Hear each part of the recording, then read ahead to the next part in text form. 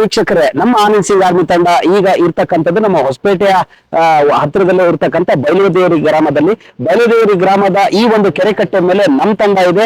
ಯಾಕೆ ಈ ಒಂದು ಕೆರೆಕಟ್ಟೆ ಮೇಲೆ ಬಂದಿದೆ ಅಂತ ಹೇಳಿದ್ರೆ, ಆನಂದ್ ಸಿಂಗ್ ರವರು ಈ ಒಂದು ಭಾಗದಲ್ಲಿ ಇರ್ತಕ್ಕಂಥ ಅನೇಕ ಕೆರೆಗಳನ್ನ ತುಂಬಿಸ್ತಕ್ಕಂಥ ಕೆಲಸವನ್ನ ಮಾಡ್ತಾರೆ. ಅಂದ್ರೆ ಆ ಮೂಲಕ ಇಡೀ ಯಾರು ಮಾಡದೇ ಇರ್ತಕ್ಕಂಥ 4-5 ದಶಕಗಳ ಹೋರಾಟಕ್ಕೆ ಅವರು ತಾರ್ಕಿಕ ಅಂತ್ಯವನ್ನ ಹೇಳ್ತಾರೆ. ಅಂದ್ರೆ ಇಲ್ಲಿ ಬಲಗಡೆಗೆ ಏನ್ ಕಾಣಿಸ್ತಾ ಇದೆ, ಈ ಒಂದು ಕೆರೆ ಏನಿದೆ, ಈ ಕೆರೆ ತುಂಬಿಸ್ತಕ್ಕಂಥ ಏತ ನೀರಾವರಿ ಈ ಭಾಗದಲ್ಲಿ ಯಾವತ್ತೂ ಕೂಡ ಆಗಿರಲಿಲ್ಲ. ಈ ಭಾಗದಲ್ಲಿ ಇರ್ತಕ್ಕಂಥ ಅನೇಕ 10 ಹಳ್ಳಿಗಳು ಮತ್ತು 10 ಕೆರೆಗಳನ್ನ ತುಂಬಿಸ್ತಕ್ಕಂಥದ್ದು ಬಹಳಷ್ಟು ಜರೂರತ್ತಾಗಿದೆ. ಯಾಕಂತಂದ್ರೆ ಕೂಗಾಟೆಯಲ್ಲೇ ದೂರದಲ್ಲೇ ಇರ್ತಕ್ಕಂಥ ತುಂಗಭದ್ರಾ ನದಿ ಇದ್ರು ಕೂಡ ಈ ಭಾಗದ ಜನರಿಗೆ ಮಳೆ ಆಧಾರಿತನೇ ಈ ಕೃಷಿ ಚಟುವಟಿಕೆಗಳಿಗೆ ಆಧಾರವಾಗಿರ್ತಕ್ಕಂಥದ್ದು. ಯಾವುದೇ ಏತ ನೀರಾವರಿಯ ಒಂದು ಸೌಕರ್ಯ ಇರಲಿಲ್ಲ. ಆಗ ಈ ಭಾಗದಲ್ಲಿರ್ತಕ್ಕಂಥ 10 ಹಳ್ಳಿಗಳ ಜನ ಆನಂದ್ ಸಿಂಗ್ ರವರಿಗೆ ಏತ ನೀರಾವರಿ ಅವಶ್ಯಕತೆ ಇದೆ ಅಂತಂದೇಳಿ ಹೇಳಿದಾಗ ಅವರ ಮನವಿಯನ್ನ, ಅವರ ಅವಲತ್ತನ್ನ ಗಮನಿಸ್ತಕ್ಕಂಥ ಆನಂದ್ ಸಿಂಗ್ ರವರು 243 ಕೋಟಿ ವೆಚ್ಚ ರೂಪಾಯಿದಲ್ಲಿ ಕೆರೆಗಳಿಗೆ ನೀರು ತುಂಬಿಸುವಂತಹ ಒಂದು ಏತ ನೀರಾವರಿ ಯೋಜನೆಗೆ ಕೈ ಹಾಕ್ತಾರೆ. ಸರ್ಕಾರದ ಮಟ್ಟದಲ್ಲಿ ಅದನ್ನ ಮಂಜೂರು ಮಾಡಿಸ್ಕೊಂಡು ಬರ್ತಾರೆ. ಆ ಮೂಲಕ ಇಲ್ಲಿರ್ತಕ್ಕಂಥ 10ಕ್ಕೂ ಹೆಚ್ಚು ಅಂದ್ರೆ 18-19 ಕೆರೆಗಳಿಗೆ ನೀರು ತುಂಬಿಸ್ತಾರೆ. ನೀರು ತುಂಬಿಸಿದ ಪರಿಣಾಮವಾಗಿ ಅಂತರ್ಜಲದ ಮಟ್ಟ ಹೆಚ್ಚಾಗ್ತದೆ. ಅದರ ಒಂದು ಪ್ರಭಾವ ಅಲ್ಲಿರ್ತಕ್ಕಂಥ ಏನು ಬೋರ್ವೆಲ್ ಇರ್ತದೆ, ಆ ಒಂದು ಬೋರ್ವೆಲ್ ಅಲ್ಲಿ ಇರ್ತಕ್ಕಂಥ ನೀರಿನ ಮಟ್ಟ ಹೆಚ್ಚಾಗ್ತದೆ. ಆಗ ಕೃಷಿ ಚಟುವಟಿಕೆಗಳು ಗರಿಗೆದಿರ್ತವೆ. ಜನ ಜಾನುವಾರುಗಳಿಗೆ ಕೂಡ ಇಲ್ಲಿ ನೀರು ಸಿಗ್ತದೆ. ಸೊ ಇಷ್ಟೆಲ್ಲಾ ಸೌಕರ್ಯಗಳನ್ನ ಮಾಡಿರ್ತಕ್ಕಂತಹ ಆನಂದ್ ಸಿಂಗ್ ಅವರ ಕುರಿತಾಗಿ ನಮ್ ಜೊತೆ ಮಾತಾಡ್ಲಿಕ್ಕೆ ಬೈಲಹೊಂಗಲ ಪ್ರದೇಶದಲ್ಲಿ ಇರ್ತಕ್ಕಂಥ ಅನೇಕ ರೈತ ಮುಖಂಡರು, ಊರಿನ ಮುಖಂಡರು, ಯುವಕರು ಎಲ್ಲರೂ ಕೂಡ ಇದ್ದಾರೆ. ಬನ್ನಿ, ಅವರ ಈ ಒಂದು ಸೇವೆಯ ಬಗ್ಗೆ, ಆನಂದ್ ಸಿಂಗ್ ಅವರ ಈ ಒಂದು ಮಹಾ ಸಾಧನೆ ಬಗ್ಗೆ ಈ ಭಾಗದ ಜನ ಏನ್ ಹೇಳ್ತಾರ ಅವರಿಂದ ಕೇಳಿ ತಿಳಿಯೋಣ. ಈಗ ನಮ್ ಜೊತೆ ಮಾತಾಡ್ಲಿಕ್ಕೆ ಬೈಲಹೊಂಗಲ ಗ್ರಾಮದ ರೈತರಾಗಿರ್ತಕ್ಕಂಥ ಪಂಪಪತಿ ಅವರಿದ್ದಾರೆ. ಅವ್ರನ್ನ ಮಾತಾಡ್ಸೋಣ. ಪಂಪಪತಿ ನಮಸ್ತೆ. ಅಕ್ಟೋಬರ್ 3 ಆನಂದ್ ಸಿಂಗ್ ಬರ್ತ್ಡೇ ಇದೆ. ಆ ಹಿನ್ನೆಲೆಯಲ್ಲಿ ಆನಂದ್ ಸಿಂಗ್ ಆರ್ಮಿ ನಮ್ಮ ಟೀಮ್ ಏನಿದೆ ಎಲ್ಲಾ ಹಳ್ಳಿಗಳಲ್ಲಿ ಸಂಚರಿಸ್ತಾ ಇದೀವಿ. ಹೊಸಪೇಟೆಯಲ್ಲಿ ಸಂಚರಿಸ್ತದೆ. ಅವ್ರು ಮಾಡಿರ್ತಕ್ಕಂಥ ಅಭಿವೃದ್ಧಿ ಕಾರ್ಯಗಳ ಬಗ್ಗೆ ಮಾಹಿತಿಯನ್ನು ಸಂಗ್ರಹಿಸಿದ್ವಿ. ಅನೇಕ ಅಭಿವೃದ್ಧಿಗಳನ್ನ ಮಾಡಿದ್ದಾರೆ. ಆದ್ರೆ ಜನಮಾನಸದಲ್ಲಿ ಉಳಿಯುವಂತದ್ದು ಈ ಒಂದು ಕೆರೆಗೆ ನೀರು ತುಂಬಿಸ್ತಕ್ಕಂಥ ಯೋಜನೆ. ಹಾಗಾಗಿ ನಾವೇನ್ ಮಾಡಿದ್ದೇವೆ, ಈ ಕೆರೆ ತುಂಬಿಸ್ತಕ್ಕಂಥ ಯೋಜನೆ ಭಾಗದಲ್ಲಿ ಯಾವೆಲ್ಲ ಆ ಹಳ್ಳಿಗಳು ಫಲಾನುಭವಿ ಪಟ್ಟಿಯಲ್ಲಿ ಬರ್ತಾವೆ ಆ ಹಳ್ಳಿಗಳು ಬಂದಿದ್ರೆ ನಾವು ಬೈಲಹೊಂಗಲ ಗ್ರಾಮಕ್ಕೆ ಬಂದಿರತಕ್ಕಂಥದ್ದು. ಸೊ ಈ ಯೋಜನೆ ಬಗ್ಗೆ ಹೇಳೋದಾದ್ರೆ ಏನೆಲ್ಲ ವಿಷಯಗಳನ್ನ ನಮ್ ಜೊತೆಗೆ ಹಂಚ್ಕೊಳ್ಳಿಕ್ಕೆ ಇಷ್ಟಪಡ್ತೀರಾ? ಈ ಮುಂಚೆ ಹೆಂಗಿತ್ತು, ಯಾಕೆ ಇದ್ರದ ಈ ಒಂದು ಕೆರೆ ಅವಶ್ಯಕತೆ ಇತ್ತು ಅಂತಂದೇಳಿ ನೀವು ಹೇಳ್ತೀರಾ ನಮ್ಗೆ? ನಿಮ್ಗೆ ಸ್ವಾಗತ. ನಮ್ಮ ಊರಿಗೆ ಈ ಬೈಲಹೊಂಗಲ ಕೆರೆಯಿಂದ ಬಹಳಷ್ಟು ಬೋರ್ವೆಲ್ಗಳು ರೀಚಾರ್ಜ್ ಆಗ್ತದವ. ಕೆರೆ ನೀರು ಕಾಣದೆ ಬಹಳ ವರ್ಷ ಆಗಿತ್ತು. ಈ ವರ್ಷ ಸಂಪೂರ್ಣ ಮಳೆ ಆಗಿದೆ. ಅದ್ರ ಜೊತೆಗೆ ಆನಂದ್ ಸಿಂಗ್ ಸರ್ ಮಾಡ್ತಕ್ಕಂಥ ಏನು ಏತ ನೀರಾವರಿ ಮತ್ತೆ ಯೋಜನೆ ಐತಲ್ಲ, ಅದ್ರಲಿಂದ ಕೆರೆಗೆ ನೀರು ಬರೋದ್ರಿಂದ ನಮಗೂ ಬಹಳ ರೈತರಿಗೆ ಬೋರ್ವೆಲ್ ರೀಚಾರ್ಜ್ ಆಗಿ ಬೆಳೆ ತಗೊಳಕ ಚೆನ್ನಾಗುತ್ತೆ. ಆಮೇಲೆ ಸುತ್ತಮುತ್ತ ಇಲ್ಲಿ ಧರ್ಮಸಾಗರ ಅಪ್ ಟು ಇಲ್ಲಿ ಬೈಲಹೊಂಗಲದಿಂದ ಧರ್ಮಸಾಗರ, ಈ ಕಡೆ ಕಾಕ್ಬಳ್ಳು, ಗುಂಡದಗೇರಿ ಈ ಸೈಡ್ ಎಲ್ಲ ರೀಚಾರ್ಜ್ಗಳು ಆಗ್ತದವ ಬೋರ್ಲಿಂದ, ಈ ನೀರಿನಿಂದ. ಹಂಗಾಗಿ ಅಂತರ್ಜಲಗಳು ಜಾಸ್ತಿ ಆಗ್ತದವ. ನಮ್ಗೆಲ್ಲ ಬಹಳ ಖುಷಿ ಆಗುತ್ತೆ. ಯಾಕಂದ್ರೆ ನಾವು ಇವಾಗ 20-25 ವರ್ಷದಿಂದ ನಮ್ಗೆ ಬಹಳ ಬೇಡಿಕೆ ಇತ್ತು ಇದು. ನಾವು ನಮ್ ಕೆರೆಗಳಿಗೆ ನೀರು ತುಂಬಿಸಂತ ಯೋಜನೆ ತಗೊಂಡ್ಬರ್ಬೇಕು, ಮಾಡ್ಬೇಕು ಅಂತ. ನಾವು ಇಲ್ಲಿ ಈ ಭಾಗದಲ್ಲಿ ಎಲ್ಲ ಹಳ್ಳಿ ರೈತರು ಸೇರಿ ನಾವು ಸುಡುಗಡೆ ಪ್ರಾರ್ಥನಾ ಗುಡಿ ಹತ್ರ ಒಂದು ಮೀಟಿಂಗ್ ಎಲ್ಲ ಮಾಡಿದ್ವಿ. ನಾವು ಯಾವ ತರ ಮನವಿ ಮಾಡ್ಬೇಕು ಸಾರ್ ಹತ್ರ ಅಂತ. ಅದನ್ನೆಲ್ಲ ನಾವು ಬಹಳ ಮೀಟಿಂಗ್ಗಳು ಮಾಡಿ ಸಾರ್ ಹತ್ರ ಮನವಿ ಮಾಡಿದ್ಮೇಲೆ ಇದ್ರ ಬಗ್ಗೆ ಅವರು ಸ್ವಲ್ಪ ಗಂಭೀರವಾಗಿ ತಗೊಂಡು ನಮ್ಗೆಲ್ಲ ನೀರಾವರಿ ಯೋಜನೆ ಮಾಡ್ಕೊಡ್ಬೇಕು, ಮುಂದಿನ ದಿನಗಳಲ್ಲಿ ಹೊಲಗಳಿಗೆ ಕೂಡ ಮಾಡಿಕೊಡ್ತೀನಿ ಅಂತ ಅವ್ರಿಗೆ ಆಸೆ ಇತ್ತು. ಆದ್ರೆ ಜನಗಳು ಆಶೆ ತರಲಿಲ್ಲ. ಬಟ್ ಪರವಾಗಿಲ್ಲ, ಆದ್ರೆ ಅವ್ರ ಯೋಜನೆಗಳು ಇವತ್ತಿಗೆ ಹೆಸರು ಹೇಳಕತ್ತಾವ. ನಮ್ಗೆ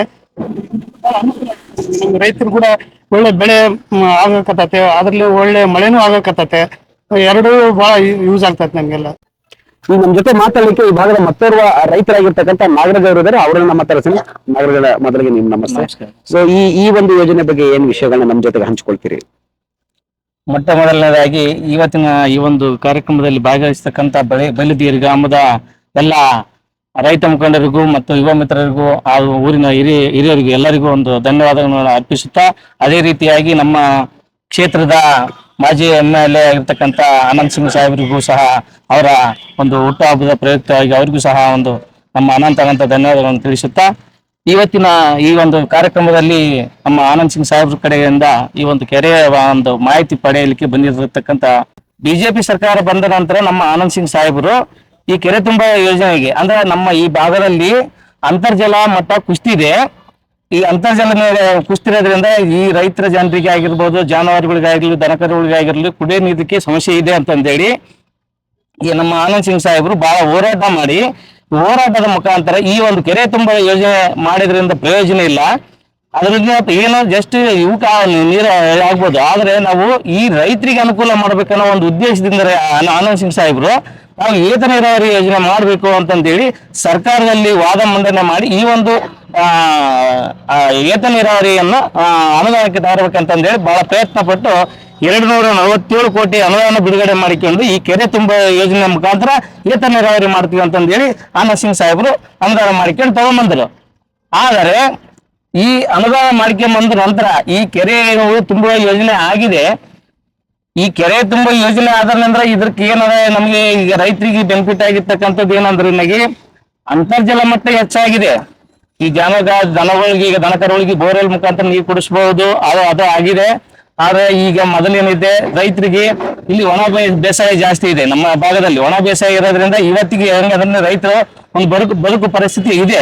ಯಾಕೆ ಅಂದ್ರೆ ಅಟ್ಲೀಸ್ಟ್ ಬೋರ್ವೆಲ್ ಮುಖಾಂತರ ಆದ್ರೆ ಬೋರ್ವೆಲ್ ಹಾಕಿದ್ರೆ ನಾವು ಜೀವನ ಮಾಡಬಹುದು ಅನ್ನೋ ಒಂದು ಧೈರ್ಯ ನಮ್ಮ ರೈತರಲ್ಲಿ ಬಂದಿದೆ. ಆದ ಕಾರಣ ಅಂತರ್ಜಲ ಮಟ್ಟದಿಂದ ಬೋರ್ವೆಲ್ ನೀರು ಸರ್ಕ್ಯುಲೇಷನ್ ಆಗ್ತಾ ಇದೆ. ಆದ್ರೆ ಇನ್ನೊಂದು ವಿಷಯ ಏನಂದ್ರೆ ನನಗೆ ಈ ಒಂದು ಆನಂದ್ ಸಿಂಗ್ ಸಾಹೇಬರು ತಂದಿರ್ತಕ್ಕಂಥ ಯೋಜನೆ ಇನ್ನ ಸಂಪೂರ್ಣ ಆಗಿಲ್ಲ ಅನ್ನೋದೇ ನಮ್ಮ ರೈತರದ ಒಂದು ಅನಿಸಿಕೆ. ಈ ನಮ್ಮ ಗ್ರಾಮದಲ್ಲ, ನಮ್ಮ ಸುತ್ತಮುತ್ತ ಗ್ರಾಮದ ಎಲ್ಲ ರೈತರದ ಅನಿಸಿಕೆ ಅದೇ ಇದೆ. ನಾವು ಇನ್ನೊಮ್ಮೆ ಕೇಳ್ಕೊಂತಿದ್ವಿ ಆನಂದ್ ಸಿಂಗ್ ಸಾಹೇಬರಿಗೆ ಈ ಒಂದು ಕೆರೆ ಯೋಜನೆ ಮಾಡಿದಾರ, ಅವರಿಂದ ನಾವು ಇವತ್ತು ಎಕಾನಮಿಗೆ ಅವ್ರು ನೆನೆಸ್ಬೇಕಾಗಿರ್ತಕ್ಕಂಥದ್ದು ಆನಂದ್ ಸಿಂಗ್ ಸಾಹೇಬ್ ಮಾಡಿರ್ತಕ್ಕಂಥದ್ದು ಈ ನಮ್ಮ ಕ್ಷೇತ್ರದಲ್ಲಿ ಯಾರು ಮಾಡ್ಲಾರ್ದಂತ ಕೆಲಸ ಕೈ ಹಾಕಿ ಮಾಡಿದಾರ. ಇನ್ನ ಸಂಪೂರ್ಣ ಆಗಿಲ್ಲ ಇದು ಕೆಲಸ, ಸಂಪೂರ್ಣ ಆಗ್ಬೇಕನ್ನೋದೇ ನಮ್ಮ ರೈತರ ಆಸೆ ಆಗಿದೆ. ಆದ ಕಾರಣ ಇದನ್ನ ಇನ್ನ ಏತ ನೀರಾವರಿ ಯೋಜನೆ ಸಂಪೂರ್ಣ ಮಾಡಿದ ನಂತರ ಇನ್ನ ನಮ್ಮ ರೈತರಿಗೆ ಇನ್ನ ಹೆಚ್ಚಿನ ಖುಷಿ ಕೊಡುತ್ತದೆ. ಆದ ಕಾರಣ ಇದನ್ನ ನಾವು ಎಲ್ಲ ಗ್ರಾಮದ ಮುಖಾಂತರ ಆಗಿರ್ಬೋದು, ಈ ಸುತ್ತಮುತ್ತ ಗ್ರಾಮದ ಮುಖಾಂತರ ಆಗಿರ್ಬೋದು ನಾವು ಕೇಳ್ಕೊಳ್ಳೋದೇನೆಂದ್ರೆ ಇನ್ನ ಹೆಚ್ಚಿನ ಮಟ್ಟದಲ್ಲಿ ಈ ಒಂದು ಕಾರ್ಯಕ್ರಮವನ್ನು, ಈ ಏತ ನೀರಾವರಿ ಕಾರ್ಯಕ್ರಮವನ್ನು ಸಂಪೂರ್ಣ ಮಾಡಿ ನಮಗೆ ರೈತರಿಗೆ ಒಂದು ಜಮೀನುಗಳಿಗೆ ಅನುಕೂಲ ಆಗೋ ರೀತಿಯಲ್ಲಿ ಮಾಡಿಕೊಡ್ತಾರೆ ಅನ್ನೋ ಒಂದು ವಿಶ್ವಾಸದಿಂದ ಹೇಳಿ ನಮ್ಮ 4 ಮಾತುಗಳನ್ನು ಮುಗಿಸುತ್ತಿದ್ದೇನೆ. ಆನಂದ್ ಸಿಂಗ್ ಸಾಹೇಬ್ರಿಗೂ ಸಹ ನಮ್ಮ ಅನಂತ ಧನ್ಯವಾದಗಳು.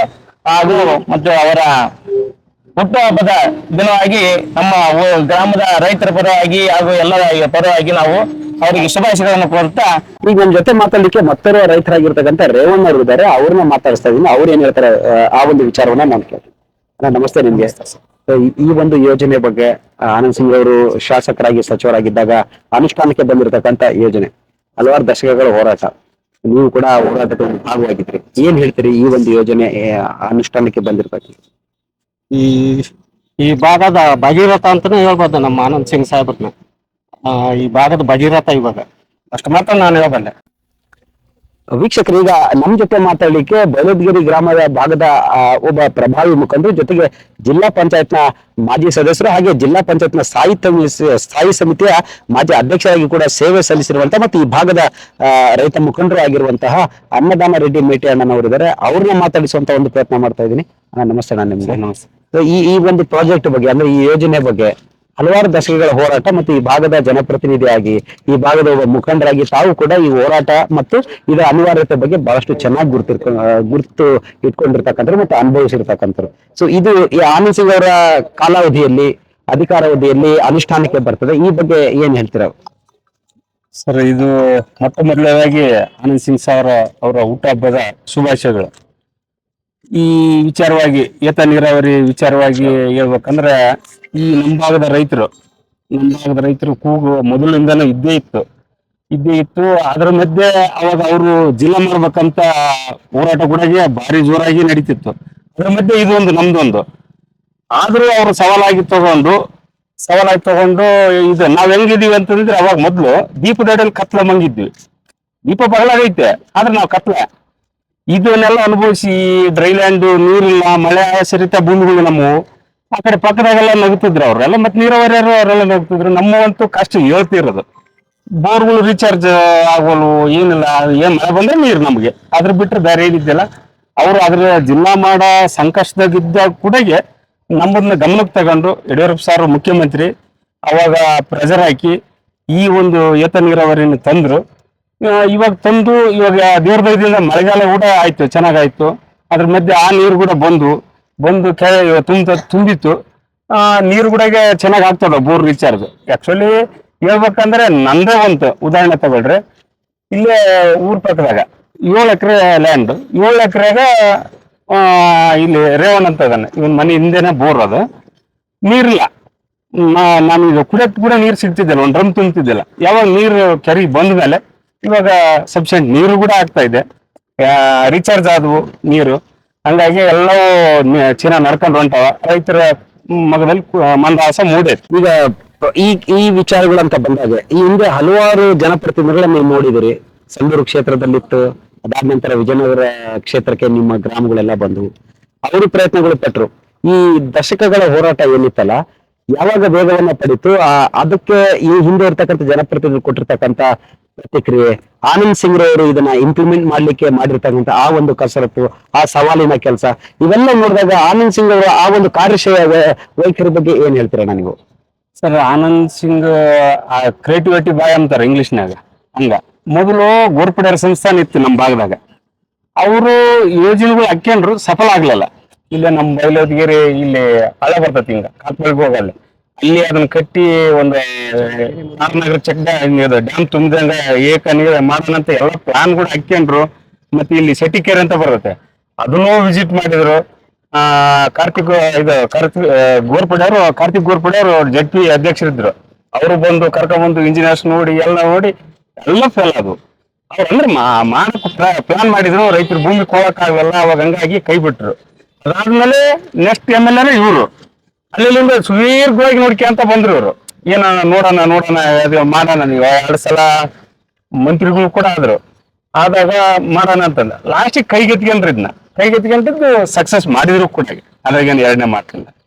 ಈಗ ನಮ್ಮ ಜೊತೆ ಮಾತಾಡಲಿಕ್ಕೆ ಬೈಲಹೊದಿಗೆ ಗ್ರಾಮದ ಮುಖಂಡರು ಮತ್ತು ಈ ಭಾಗದ ನಿವಾಸಿಗಳಾಗಿರ್ತಂತ ಕೊಟ್ರೆ ಸ್ವಾಮಿ ಅವರಿದ್ದಾರೆ, ಅವ್ರನ್ನ ಮಾತಾಡ್ಸೋಣ. ನಮಸ್ತೆ. ನಮಸ್ಕಾರ. ಈಗ ಆನಂದ್ ಸಿಂಗ್ ಮಾಡಿರ್ತಕ್ಕಂಥ ಹಲವಾರು ಅಭಿವೃದ್ಧಿ ಕಾರ್ಯಗಳು ನಿಮ್ಮ ಊರಲ್ಲಿ ಇರ್ಬೋದು ಅಥವಾ ಇರ್ಬೋದು, ಆದ್ರೆ ಮೈಲಿಗಲ್ಲು ಅಂತ ಬಂದಾಗ, ಒಂದು ಮೈಲ್ ಸ್ಟೋನ್ ಅಂತ ಬಂದಾಗ, ಈ ಭಾಗದಲ್ಲಿ ಕೆರೆ ತುಂಬಿಸ್ತಕ್ಕಂಥ ಈ ಒಂದು ಏತ ನೀರಾವರಿ ಯೋಜನೆ ಜನರ ಕಣ್ಣಿನಿಂದ ಹಾರಿ ಬರ್ತಕ್ಕಂಥದ್ದು. ಇದ್ರ ಬಗ್ಗೆ ಏನ್ ಹೇಳ್ತೀರಿ?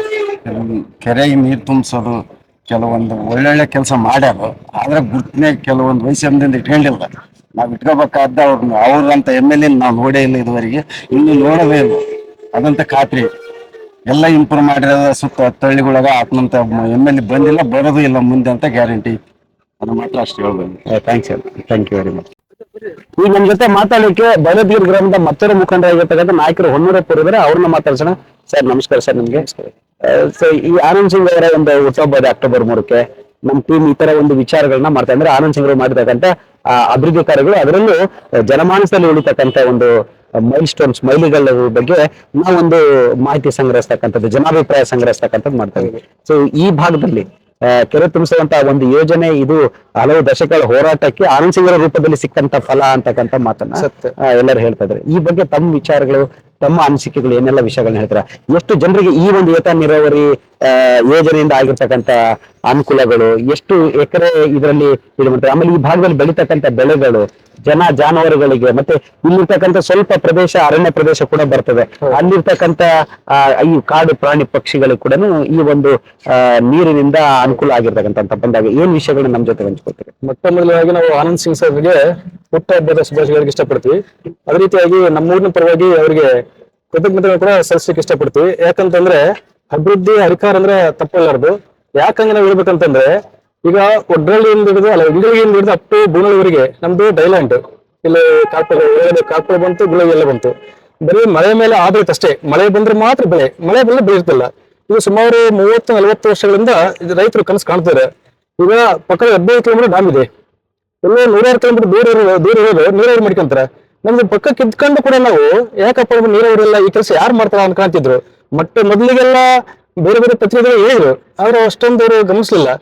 ಈ ಒಂದು ಸಮಸ್ಯೆಯನ್ನು ಆನಂದ್ ಸಿಂಗ್ ಸರ್ ಹತ್ರ ಎಲ್ಲರೂ ಮುಖಂಡರು ರೈತರು ತಗೊಂಡು ಹೋದಾಗ ಅವ್ರ ಬಗ್ಗೆ ಎಕ್ಸ್ಪ್ಲೇನ್ ಮಾಡಿದ್ರೆ, ನಮ್ಮ ಪರಿಸ್ಥಿತಿ ಹೆಂಗೈತೆ, ಮಳೆ ಮೇಲೆ ಆಧಾರಿತ, ಮಳೆ ಬಲ್ಲ ನಮ್ಮ ಪರಿಸ್ಥಿತಿ ಏನಾಗ್ತದಲ್ಲ ಈ ವಿಚಾರ ಮಾಡಿದಾಗ, ಅವರು ಎರಡನೇ ಬಾರಿ ಬಿಜೆಪಿ ಸರ್ಕಾರ ಬರ್ಲಿಕ್ಕೆ ಕಾರಣೀಭೂತರು. ಅವರು ಸರ್ಕಾರ ಬಂದ್ಮೇಲೆ ಯಡಿಯೂರಪ್ಪ ಸರ್ ಮುಖ್ಯಮಂತ್ರಿ ಇದ್ರು, ಫಸ್ಟ್ ಆಗಿ ಕೇಳಿದ್ರು, ನೀವು ಬರ್ಲಿಕ್ಕೆ ನೀವೇ ಕಾರಣ, ನಿಮ್ಗೆ ಏನ್ ಬೇಕಂತ ಫಸ್ಟ್ ಮಿನಿಸ್ಟರ್ ತಗೊಂಡ್ರೆ, ನನಗೆ ಮಿನಿಸ್ಟ್ರಿ ಬೇರೆ, ನನಗೆ ಫಸ್ಟ್ ನಮ್ಗೆ ಜಿಲ್ಲೆ ಮಾಡ್ರಿ ಜನರಿಗೆ. ಏನೇದು ಈ ಡಾಕ್ಯುಮೆಂಟ್ ನಲ್ಲಿ ಜಿಲ್ಲಾ ಪಂಚಾಯತ್ ಬರ್ತಕ್ಕಂಥ ನಮ್ಮ ರೈತರಿಗೆ 30-40 ವರ್ಷಗಳಿಂದ ನೀರಾವರಿ ಸಮಸ್ಯೆ ಅಂದ್ರೆ ಮಳೆ ಮೇಲೆ ಆಧಾರಿತ ಐತಿ. ಅವ್ರ ಬೇಡಿಕೆನ 30-40 ವರ್ಷಗಳಿಂದ ಅವ್ರು ಕೇಳ್ಕೊಂಡು ಬರ್ತಾನಿದ್ರೆ, ಅದನ್ನ ಮಾಡ್ರಿ, ಅದನ್ನ ಕೊಟ್ಮೇಲೆ ನಾನು ಮಿನಿಸ್ಟರ್ ಆಗ್ತೀನಿ, ಎಲ್ಲರೂ ಇಲ್ಲ ನನಗೆ ಬೇಡ, ಫಸ್ಟ್ ಆಯ್ಕೆ ಕೆಲಸ ಆಗ್ಬೇಕಂತಿದ್ರೆ ಅವಾಗ ಅಂದ್ರೆ ತಮ್ಮ ಒಂದು ಅಧಿಕಾರವನ್ನು ಬೇಡ ಅಂತೇಳಿ ಫಸ್ಟ್ ರೈತರಿಗೆ ಪ್ರಿಫರೆನ್ಸ್ ಕೊಡೋದಾಗ್ಲಿ, ಜನರಿಗೆ ಪ್ರಿಫರೆನ್ಸ್ ಕೊಡಲಿ, ಇಂಥ ಪ್ರತಿಗಳು ಜೀವನ ನಮ್ಮ ಪ್ರಕಾರ ಏನೋ ದುರದೃಷ್ಟ ಹೊಸ ನಾವು ಹೆಸರು ಕಳ್ಕೊಂಡ್ವಿ. ನೆಕ್ಸ್ಟ್ ಹಂಗ ಆಗಲ್ಲ. ಇದರಿಂದ ಏನಾಗತ್ತೆ, 243 ಕೋಟಿ ಸ್ಯಾಂಕ್ಷನ್ ಮಾಡಿಸಿದ್ರೆ ಆತ ಗಣಮಗ ಇಷ್ಟೊಂದು ಅಷ್ಟೇ ಟೈಮ್ ಯಾರು ಸ್ಯಾಂಕ್ಷನ್ ಮಾಡ್ಸಕ್ಕಿಲ್ಲ. ಅವ್ರ ಕಂಡೀಷನ್ ಇಟ್ರು ಫಸ್ಟ್ ನೀವು ಮಾಡಿದ್ರೆ ಫುಲ್ಫಿಲ್ ಆಗ್ಬೇಕು, ಅರ್ಧಂಬರ್ಧ ಬೇಡ. ಅದರಿಂದ ಮಾತು ಕೊಟ್ಬೇಕಾರೆ ಯಡಿಯೂರಪ್ಪ ಸರ್ಕಾರ ಹಂಗೆ ಮಾಡಿಲ್ಲ. ಆನಂದ್ ಸಿಂಗ್ ಸರ್ ಮಾತು ಕೊಟ್ಬೇಕಾರೆ ಅಷ್ಟು ಇಂಗ್ಲಿಗಿಂದ ಹಿಡಿದು ಬೋನಲ್ಲಿವರೆಗೆ ಅಂದ್ರೆ ಸುಮಾರು 13 ಕೆರೆ ಬರ್ತವೆ. 13 ಕೆರೆಯಲ್ಲಿ 9 ಕೆರೆ ತುಂಬಿಡುವೆ, ಇನ್ನ 4 ಕೆರೆಗಳಿಂದ ಹೊರತು ಮಿಚಲ ಐತಿ. ಆ ರೀತಿ ಈ ಭಾಗದ ಕೆರೆಗಳು ತುಂಬೋದ್ರಿಂದ ಏನಾಗುತ್ತೆ ಅಂದ್ರೆ ಈ ಭಾಗದಲ್ಲಿ ಇರ್ತಕ್ಕಂಥ ಎಲ್ಲಾ ಜನರ ಊರುಗಳಲ್ಲಿ ಅಂತರ್ಜಲ ಜಾಸ್ತಿ ಆಗತ್ತೆ. ಅಂತರ್ಜಲ ಜಾಸ್ತಿ ಆದ್ರೆ ಏನಾಗತ್ತೆ, ಬೋರ್ವೆಲ್ ನೀರು ಬರ್ತವೆ ಆಟೋಮೆಟಿಕ್ ಆಗಿ. ಅವಾಗ ಏನಾಗುತ್ತೆ, ಬೇಸಿಗೆ ಕಾಲದಲ್ಲೆಲ್ಲ ನೀರು ಹೋಗ್ಬೋದು. ನೀರು ಹೋಯ್ತಂದ್ರೆ ಮಳೆ ಹಿಂದೆ ಬೆಳೆ, ಮಳೆ ಬಂದ್ರೆ ಮಾತ್ರ, ಮಳೆ ಬಂದಿಲ್ಲ ಮತ್ತೆ ವರ್ಷ ಬೆಳೆ ಇಲ್ಲ. ಈಗ ನಮ್ಮ ರೈತರು ಬಹಳ ತುಂಬಾ ಖುಷಿಯಿಂದ ಅವ್ರನ್ನ ಸಾಧನೆ ನಡೆಸ್ತಾ ಇದಾರೆ. ಯಾಕಂತಂದ್ರೆ ಬೋರ್ವೆಲ್ ಅಲ್ಲಿ ಮಳೆಗಾಲದಲ್ಲೂ ಬೆಳೆ ಬೆಳಿತಾರ, ಜೊತೆಗೆ ಬೇಸಿಗೆ ಕಾಲದಲ್ಲೂ ಬೆಳೆ ಬೆಳಿತಾರೆ. ಯಾಕಂದ್ರೆ ಅಂತರ್ಜಲ ಮಟ್ಟ ಈಗ ನಮ್ಮ ಬೈಲದೇವರ ಕೆರೆಯಿಂದ ಎಷ್ಟು ಬೆಳೆ ಇದ್ರೆ ನಮ್ಮೂರಿಗೆ ಅಷ್ಟೇ ಉಪಯೋಗ ಇಲ್ಲ. ಪಕ್ಕದಾಗ ಧರ್ಮಸಾಗರ ಇದೆ ಕೆಳಗಡೆ, ಅಲ್ಲಿ ಕೂಡ ಅಂತರ್ಜಲ ಜಾಸ್ತಿ ಆಗೈತೆ, ಆ ಭಾಗ ರೈತರಿಗೂ ಹೆಲ್ಪ್ ಆಗೈತಿ. ಪ್ಲಸ್ ಪಕ್ಕದ ಗುಂಡಗಿರಿ ಇದೆ, ಆ ಭಾಗ ರೈತರಿಗೂ ಹೆಲ್ಪ್ ಆಗಿದೆ. ಪಕ್ಕದ ಚಿನ್ನಾಪುರ ಇದೆ, ಆ ಭಾಗ ರೈತರಿಗೆ ಹೆಲ್ಪ್ ಆಗತ್ತೆ. ಈ ರೀತಿ ನಮ್ಮ ಒಂದು ಹಳ್ಳಿ ಅಲ್ಲ ಅಂದ್ರೆ ಈಗ ಒಗ್ಗಳ್ಳಿಯಿಂದ ಇಂಗಳಿಗಿಂದ ಹಿಡಿದು 10 ಬೋರ್ವರಿಗೆ ಈ ಭಾಗ ರೈತರಿಗೆ ತುಂಬಾ ಹೆಲ್ಪ್ ಐತಿ. ಯಾಕಂತಂದ್ರೆ ಇದರಿಂದ ರೀಚಾರ್ಜ್ ಬೋರ್ ರೀಚಾರ್ಜ್ ಆಗ್ತಿಲ್ಲ, ರೀಚಾರ್ಜ್ ಆಗೋದ್ರಿಂದ ಅವ್ರಿಗೆ ಯಾವುದೇ ರೀತಿ ಸಮಸ್ಯೆ ಇಲ್ಲ. ಆದ್ರೆ ಆನಂದ್ ಸಿಂಗ್ ಸಾಹೇಬ್ ಕನಸು ಏನಂತಂದ್ರೆ ಫಸ್ಟ್ ಕೆರೆ ತುಂಬಿಸಿ ನೆಕ್ಸ್ಟ್ ಕೆರೆಯಿಂದಲೇ ಒಳಗೆ ನೀರು ಬಿಡ್ಬೇಕಂತ ಹೇಳ್ತಾ ಇರೋದು. ಅಂದ್ರೆ ಈ ಸರಿ ಬಂದಿದ್ರೆ ಕೆಲಸ ಮಾಡ್ತಿದ್ರು, ಮುಂದೆ ಅವ್ರಿಗೆ ಅಧಿಕಾರ ಶೇಖರ ಮಾಡೇ ಮಾಡ್ತಾರೆ. ಆ ರೀತಿ ಹಂಗಾಗಿ ಅವರಂತ ಅಭಿವೃದ್ಧಿ ಅಧಿಕಾರ ನಮಗೆ ಸಿಗ್ಲಿಕ್ಕಿಲ್ಲ. ಯಾಕಂದ್ರೆ ಸುಮಾರು ನಿಮಗೆ ಎಲ್ಲರೂ ಗೊತ್ತಿದ್ದಂಗ 30-40 ವರ್ಷಗಳಿಂದ ಅಷ್ಟು ಸತತ ಪ್ರಯತ್ನ ಮಾಡಿದ್ರು ಕೂಡ ಯಾರು ಮಾಡಕ್ ಆಗ್ಲಿಲ್ಲ. ಅದೇ ನಮ್ಮ ರೈತರು ಏನಾದ್ರೆ ಗುಣಾಡ್ತಿದ್ರು, ದೂರ ನಮ್ಮ ರೆಡ್ಡಿ ಹೇಳಿದಂಗ ದೀಪದ ಪಕ್ಕಕ್ಕೆ ಅಂದ್ರೆ ಅಡಿಗೆ ಕತ್ಲು ಅಂತಾರಲ್ಲ, ಅಂದ್ರೆ ನಾವು ಕತ್ಲಗಿದ್ವಿ, ಆ ಕತ್ಲನ್ನ ನಿರ್ಣಯ ಮಾಡಿದ್ರೆ ಆನಂದ್ ಸಿಂಗ್ ಸರ್ ಅಂತ ಹೇಳ್ಬೋದು. ಅದಕ್ಕಾಗಿ ಅವರಿಗೆ ನಾವು ಮುಖಂಡರ ಪರ ಇರ್ಬೋದು, ಬೆಳೆದಿಗೆ ಎಲ್ಲ ಮುಖಂಡರ ಪರ ಇರ್ಬೋದು, ರೈತರ ಪರ ಇರ್ಬೋದು, ಎಷ್ಟು ಹೇಳಿದ್ರು ಕಡಿಮೆ ಇದೆ.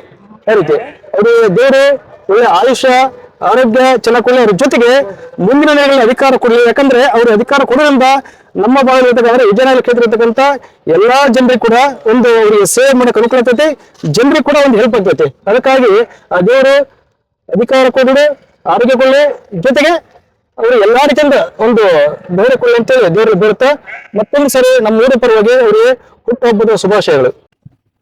ಕೂಗಳತೆ ದೂರದಲ್ಲಿ ತುಂಗಭದ್ರಾ ಡ್ಯಾಮ್ ಇದ್ರು ಕೂಡ 15-20 ಕಿಲೋಮೀಟರ್ ಅಂತರದಲ್ಲಿರ್ತಕ್ಕಂಥ ಬೈಲದ್ಗೇರಿ ಗ್ರಾಮಕ್ಕೆ ಯಾವುದೇ ರೀತಿಯ ನೀರಾವರಿ ವ್ಯವಸ್ಥೆ ಇರಲಿಲ್ಲ. 4-5 ದಶಕಗಳ ಹೋರಾಟದ ಕೂಗಾಗಿತ್ತು ನಮ್ದು.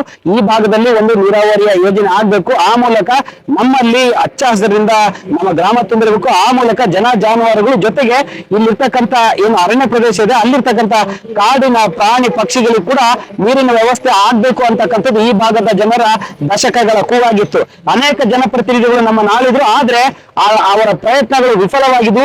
ಬಟ್ ಸ್ವಚ್ಛತೆಯ ಒಂದು ಎದೆಗಾರಿಕೆ ಇರತಕ್ಕಂಥ ಛಲದಂಕ ಮಲ್ಲ ಆನಂದ್ ಸಿಂಗ್ ರವರು ಏನು ತಮ್ಮ ಅಧಿಕಾರ ಬೇಡ ಅಂದ್ರೆ ಮಂತ್ರಿ ಪದವಿ ಬೇಡ, ನನಗೆ ಒಂದು ವಿಜಯನಗರ ಜಿಲ್ಲೆ ಆಗಬೇಕು, ಮತ್ತೊಂದು ಈ ಭಾಗದಲ್ಲಿ ಇರ್ತಕ್ಕಂಥ ಅಂದ್ರೆ ಇಂಗಳಗಿ ಮತ್ತು ಪಾಪಿನಾಯ್ಕನಹಳ್ಳಿ ಭಾಗದಲ್ಲಿ ಇರ್ತಕ್ಕಂಥ ಎಲ್ಲ ಅಂದ್ರೆ ಇಂಗಳಗಿಯಿಂದ ಹಿಡಿದು ಬೂನಹಳ್ಳಿವರೆಗೆ ಇರುವಂತಹ ಹಳ್ಳಿಗಳಿಗೆ 13 ಕೆರೆಗಳಿಗೆ ನೀರು ತುಂಬಿಸುವಂತ ಏತ ನೀರಾವರಿ ಆಗ್ಬೇಕು.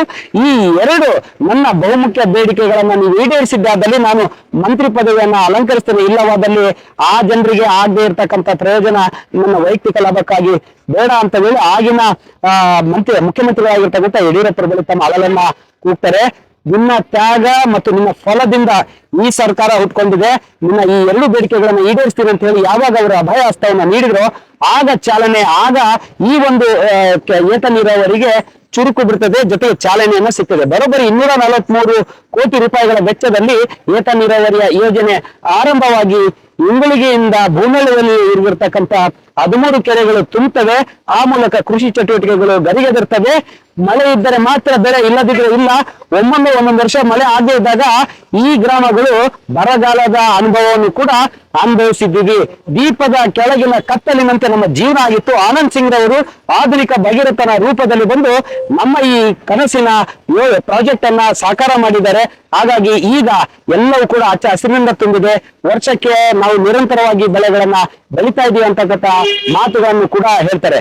ಜೊತೆಗೆ ಇವರು ಮುಂದುವರೆದು ಒಂದು ಮಾತನ್ನ ಹೇಳಿದ್ದಾರೆ, ಹಿತಾಸಕ್ತಿಗಾಗಿ ಸ್ವಾರ್ಥಕ್ಕಾಗಿ ಮಂತ್ರಿ ಪದವಿ ಶಾಸಕ ಪದವಿಗಾಗಿ ಲಾಬಿ ಮಾಡುತ್ತಿರುವ ಇಂದಿನ ಈ ದಿನಮಾನಗಳಲ್ಲಿ ಅವೆಲ್ಲವನ್ನು ಕೂಡ ತ್ಯಜಿಸಿ ಕ್ಷೇತ್ರದ ಜನತೆ ಒಳಿತಿಗಾಗಿ ಅವನ್ನೇ ತ್ಯಾಗ ಮಾಡ್ತಕ್ಕಂಥ ಆ ತ್ಯಾಗಮಯಿ ಬೇರೆ ಯಾರು ಇಲ್ಲ, ಅದು ಆನಂದ್ ಸಿಂಗ್ ಅವರಿದ್ದಾರೆ. ಆನಂದ್ ಸಿಂಗ್ ಅವರು ಬಂದ ನಂತರ ಈ ಒಂದು ಕ್ಷೇತ್ರಕ್ಕೆ ಒಂದು ಕಳೆ ಬಂತು, ನಮ್ಮ ಭಾಗಕ್ಕೆ ನೀರು ಬಂತು. ಈಗ ಇದು ಐತಿಹಾಸಿಕವಾಗಿ ಮುಂದುವರಿತದೆ ಅಂತಕ್ಕಂಥ ಮಾತನ್ನ ಈ ಭಾಗದ ಜನರು ಹೇಳಿರ್ತಕ್ಕಂಥದ್ದು. ಇವರೆಲ್ಲರಿಗೂ ಕೂಡ ನಮ್ಮ ಜೊತೆ ಇಷ್ಟೊತ್ತು ಮಾತಾಡಿದ್ದಾರೆ, ತಮ್ಮ ಕೆಲಸ ಕಾರ್ಯಗಳನ್ನ ಬದಿಗೊಟ್ಟಿದ್ದಾರೆ. ಅವರೆಲ್ಲರಿಗೂ ಕೂಡ ಆನಂದ್ ಸಿಂಗ್ ಆರ್ಮಿ ತಂಡ ಹೃದಯಪೂರ್ವಕ ನಮನಗಳನ್ನು ತಿಳಿಸುತ್ತೆ. Thank you very much sir. ನಿಮಗೆ